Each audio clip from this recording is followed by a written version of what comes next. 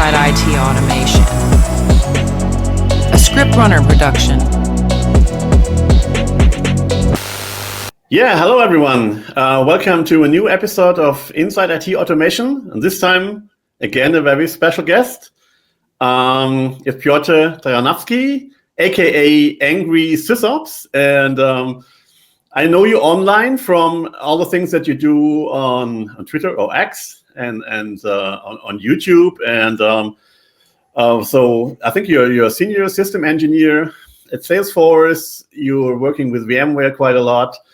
So maybe for people who don't know you, maybe you can give a little short background about what you're doing in IT, all that's good stuff. Sure, yeah. Hi everyone.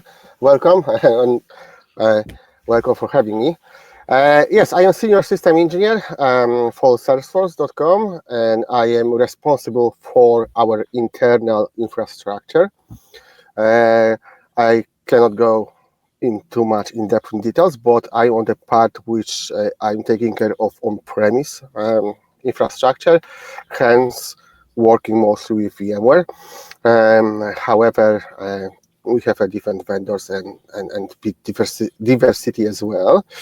I'm working with VMware technology about 10 years, and I'm doing a bit of scripting.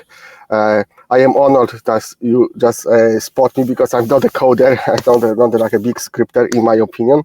But as we need to automate some boring tasks, that's PowerShell is your tool.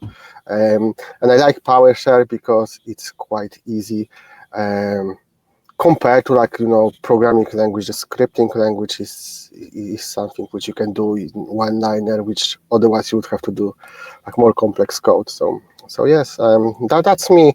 IT was always my hobby, even though I wasn't working yet in IT. That was my dream always to get my hands on the computer stuff.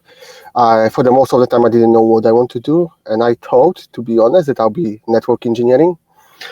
I went even to CCNA years ago, and I did a certificate, and then I said, no, it's not for me. Okay. So all the IPs and connection and BGP and all the stuff is like, shit, no. And then I had this great opportunity to work for NOC team. And NOC is it's a network operation center, but it was like a incident team, which we had a look on the incidents, and I had a slack to touch every single technology we have in the company. So I could taste networking, I could taste sys engineering and administration, and I said, yes, this is something I want to do. Then I went to the administration side of the house. So yeah, that's me.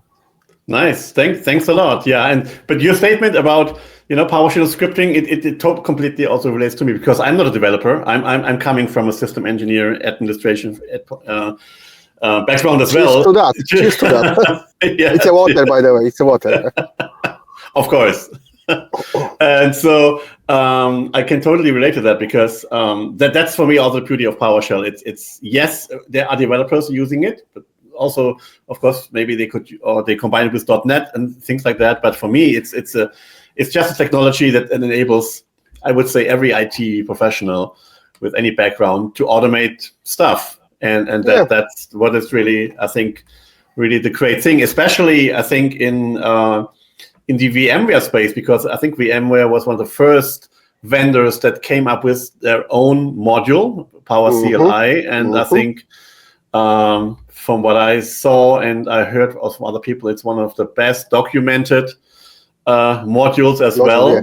Yeah. So are there any specific tasks that you automated with PowerShell in the VMware space where you thought, oh my God, I should have done this earlier or something like this? Not to this regard, but yes, of course.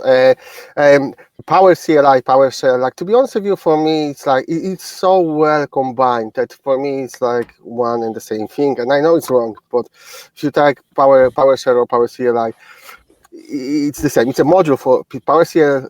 PowerShell is a module for PowerShell. Yes, but people very often, like meet a lot of people, they interchange that terms anyway. But yes, this is the module which enable us sysadmins to automate things.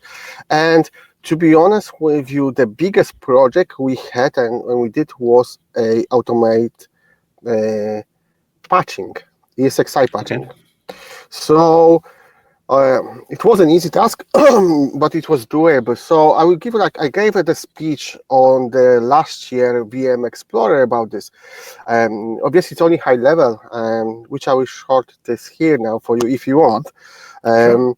The idea was to because we have a different clusters and we have a different requirements and specification. We used to have. Now I have a one vendor which is much better, but then I had the Dell and UCS's Cisco's.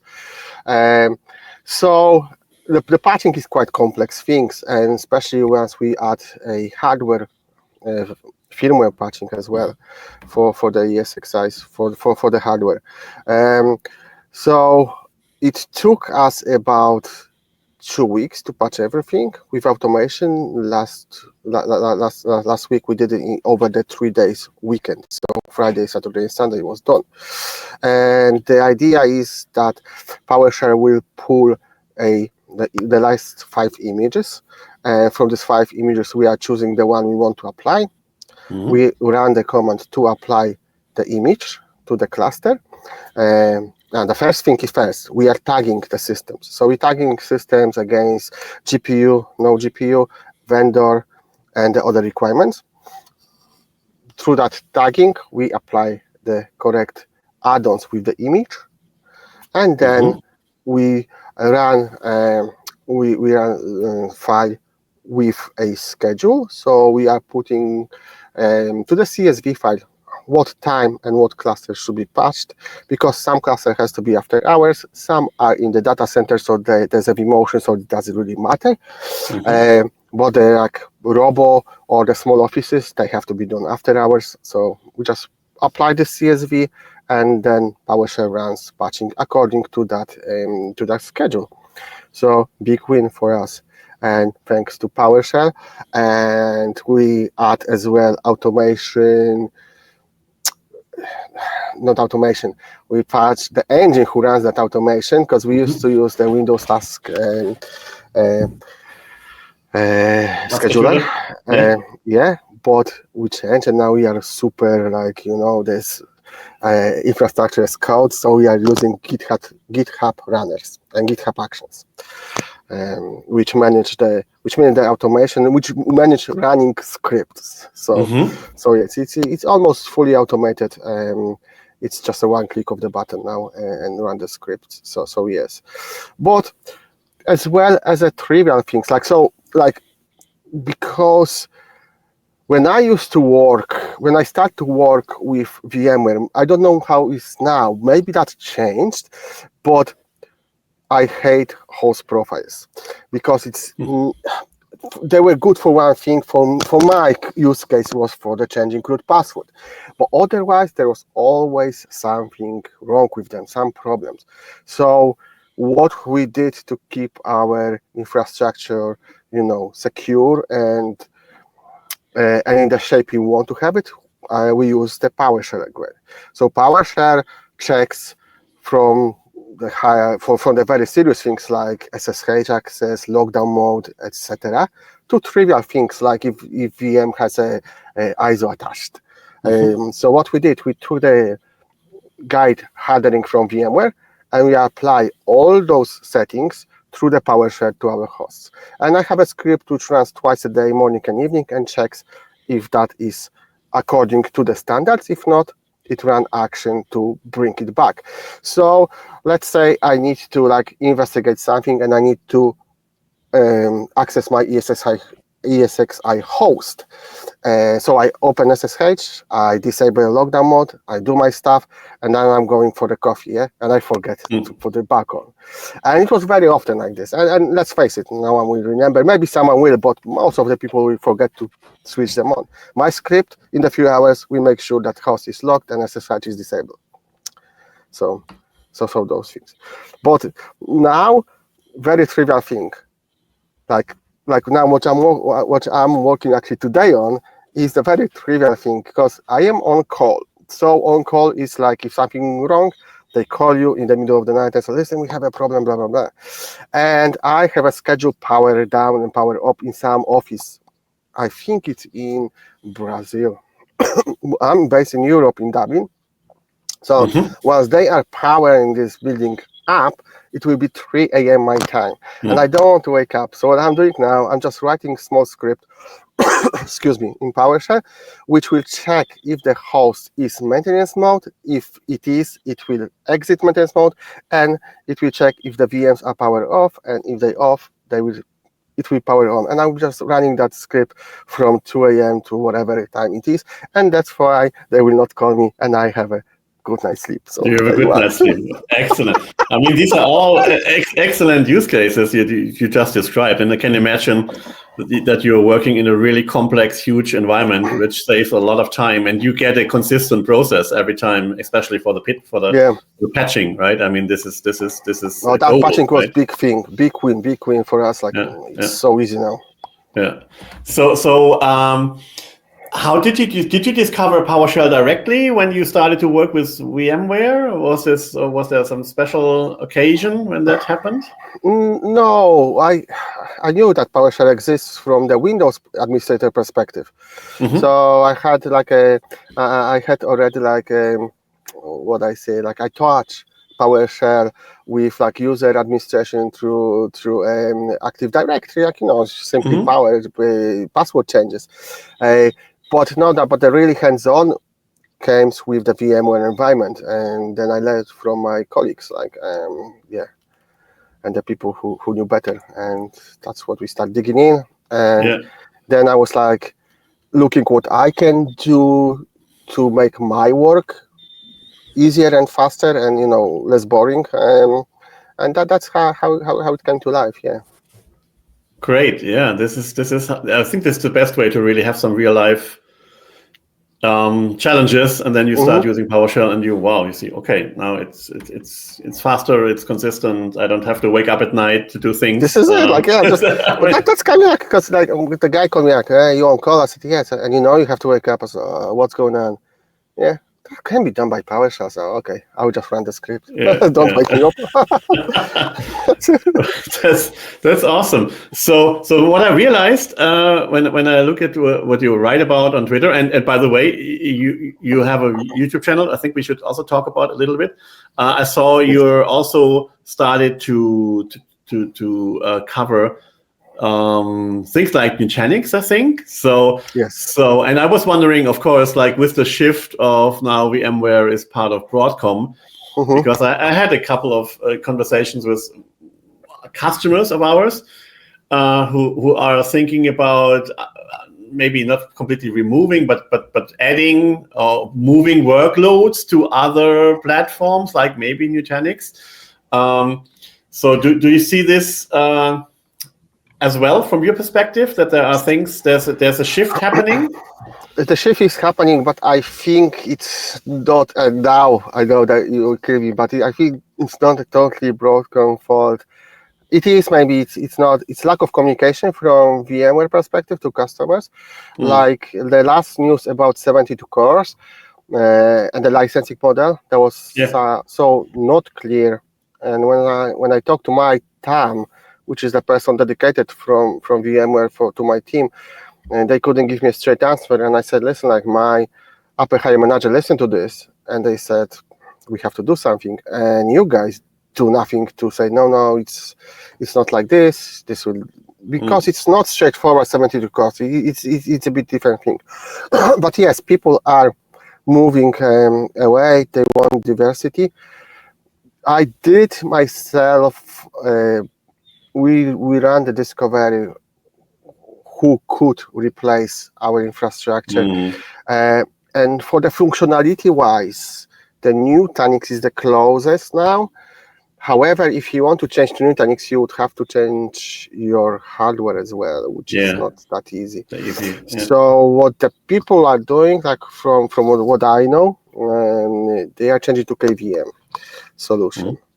And we are adding KVM as well to our stack, using Cloud Stack KVM. So yes.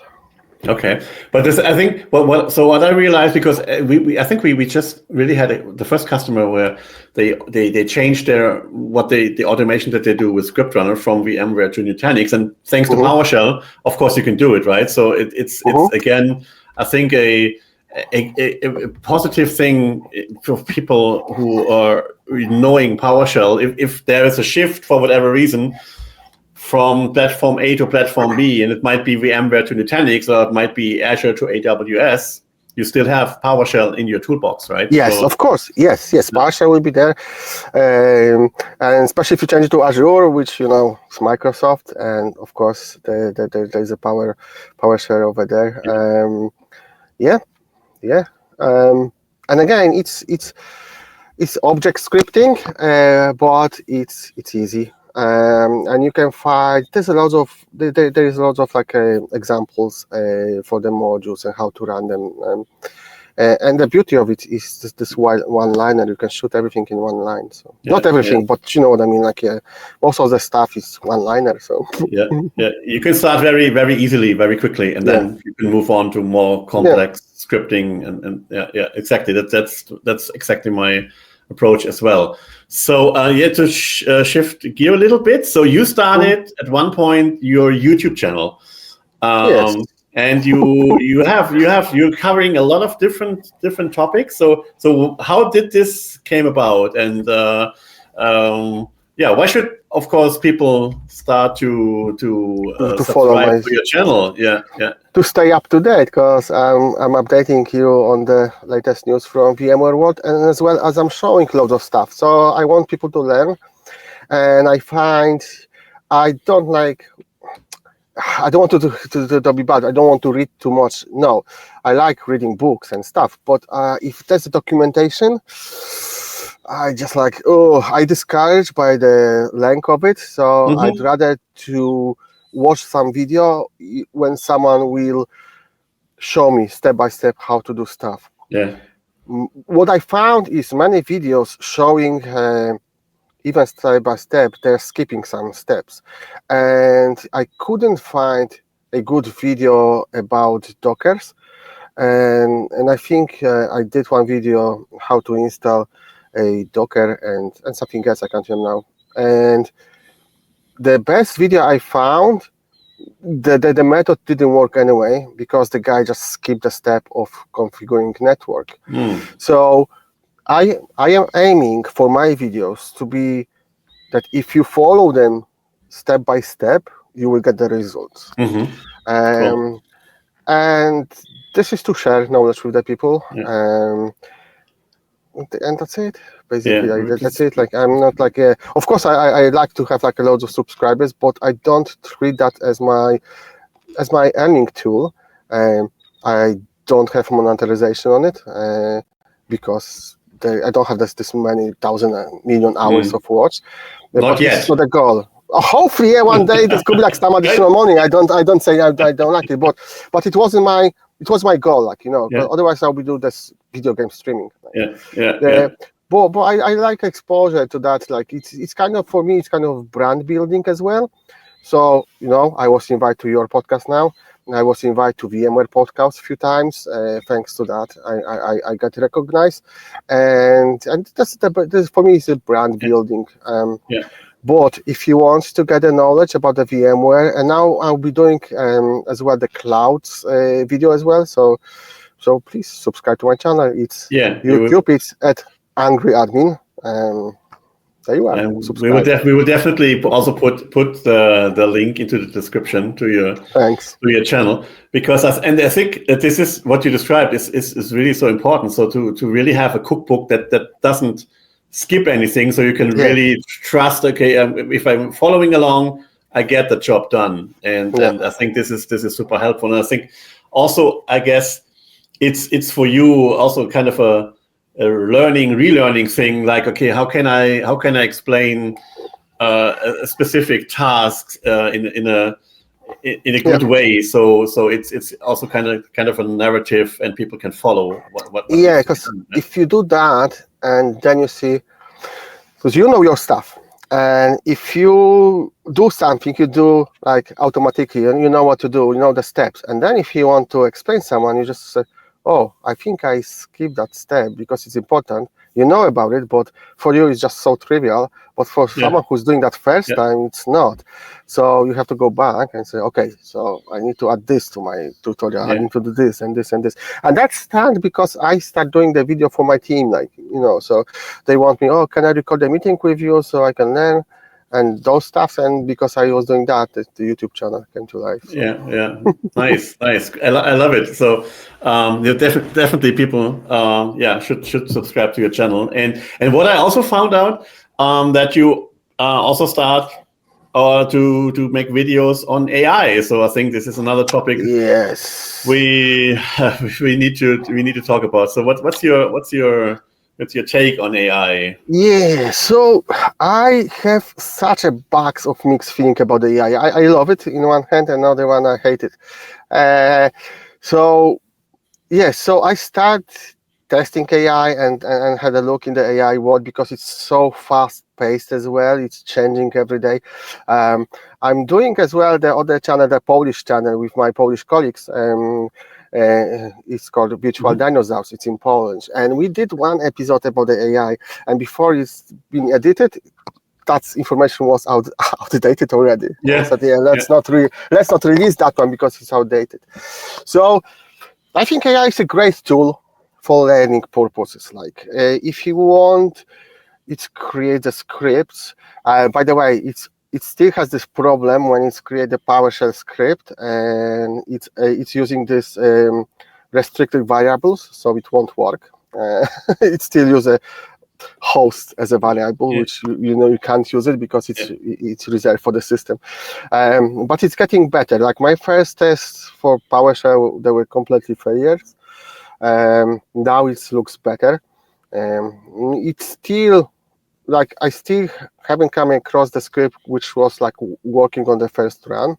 I always had to have a look and make some corrections. However, it's a great tool for learning. If you want to learn something, it will show you the path, the way how to do it, and this is great tool. And it's so many now AIs, and I think it's a great tool. It will help us to develop.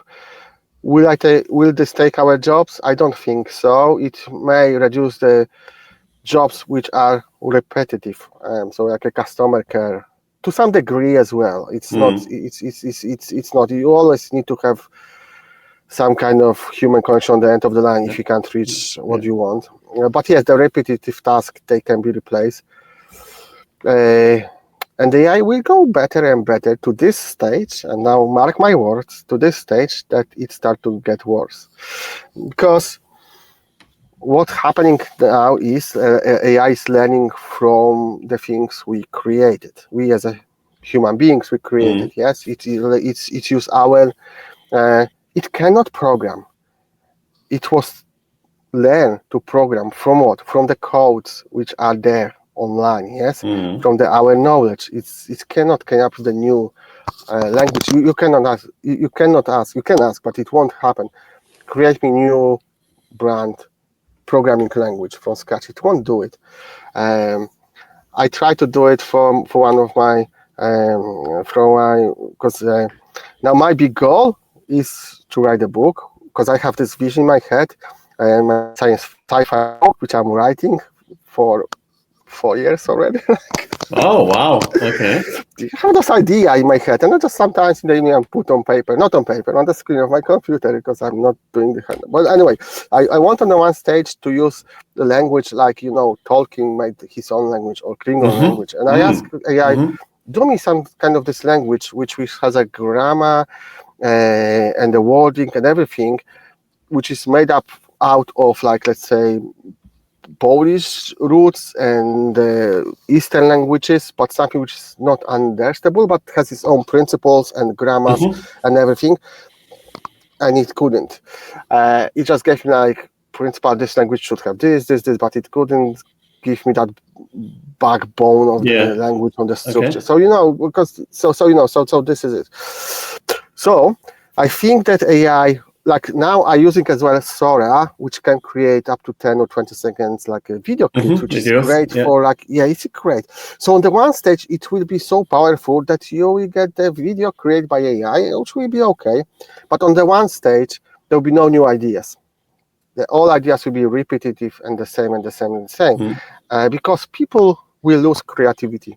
It's easy now to like, do me a post on my blog, do me this, do me the story, do this, and AI is creating, and people will get lazier and lazier and less and less creativity, and there will be the stage that AI will have nothing more to learn from, and they will start to learn from other AIs, but on the way AIs, they will hit the limit. And then we get a collapse, because everything will be the same. Like the movies will be great, but will be the same and the same and the same, and the stories will be the same and the same and the same. And people will stop creating things, and the AI will be finished. And then there will be there has to be some, and then we go back. We go backwards, like, because there will be no creativity anymore. Nothing new will be created. I'm not saying it will happen tomorrow or today or even like to next generation, but it will happen. It will happen.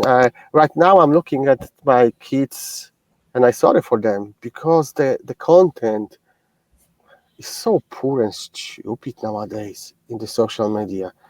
It's just like, if people liking other people lip syncing and saying that someone else jokes, and they get the likes and millions followers for the just string someone jokes and not even saying, just lip syncing to someone else's voice. Where is the creativity? Like, good point. And that will happen. So sorry about like doom vision, but No, but interesting take, because to what you said when it comes to everything is the same. You can already, because obviously you are also into music. I'm into music too, so you can already see this for years now. Maybe even without AI, but everything sounds the same, and it's still. So you watch the top 10, whatever, Spotify, and it's like all has the same beat and stuff like that. But on the other hand, and that's what I like about AI, is that for someone who has an idea to do something, the time, in a good case, the time of having an idea to, let's say, having an article, having a video, having a new concept or something like this, ideally it shortens, because you have resources at your fingertips that you can use. But of course, you still. So I think for people who are creative, I see this as a great tool. Also of course, for the scripting part, and I'm talking to Doug Fink quite a bit, who developed this PowerShell module, PSAI, for directly connecting PowerShell with ChatGPT and with Gemini and with other backends, where this creates a situation where, just like you said, it's good for learning. You can ask, okay, why that? What's the reason why you use this commandlet with these parameters? And also, of course, you can do things faster. But maybe, of course, it's not always perfect. But if I say, okay, I can save maybe only 30% of the time by not starting from scratch, but having a structure that helps me to get maybe inspired to do the right thing. That's already, I think, a really great help. I'm not against AI. Yeah. No, I'm not. That's my vision for the future. Though I think it is a great tool. Yes, I'm using myself, like lots of things. Like I like it. Like, So yes, I have a car which will use the AI and all those automation stuff in the cars. It's just brilliant. Like it actually saved me a lot of, because I didn't notice, and there was like the guy on the bike in front of my car. I pressed accelerator and the car stopped. And I was like, like all this. I was like, wow, I would hit that guy, the game. I didn't see. So all those automations, all those tools which will help us. I'm great. I just see that vision is not. The future is not so bright, but for now it's brilliant. Absolutely. So maybe to kind of wrapping up here. So one question, of course, I need to ask. So why AngrySysOps? How did this came about? That came about from my help desk times. Like when I was super angry on the end user. I don't know anyone who work as a help desk or on the phone lines will understand. Some people just calling with such a unwise questions, and they angry at you because internet doesn't work, and then fix internet, or Google doesn't work, or that was so I got an email and I was angry, and they saying I'm still angry, but now I'm admin, so I'm angry admin. Cool. It's I think it's a, as you said, also it's a great for branding, and so people will recognize that's really cool. Hopefully, yes. Excellent. So this was a really interesting and fun conversation. So thanks a lot again for taking the time. No, thank you for having me.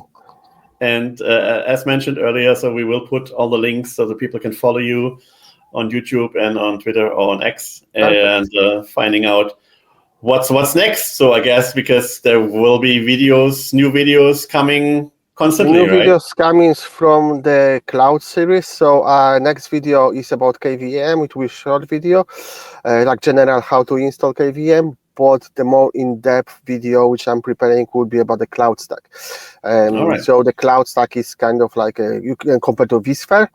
No, you cannot. But it's kind of like management tool, but it's like it's more like a VRA automation tool, but it's nice too. So I'm going to do the series about this on the deep dive into it and how to install VMs and all those stuff. Okay, interesting. So people, start following Piotr, because it's worth it. So again, thanks a lot. Thanks a lot for your time, and see you next time. Bye bye. Have a great day. Bye, guys.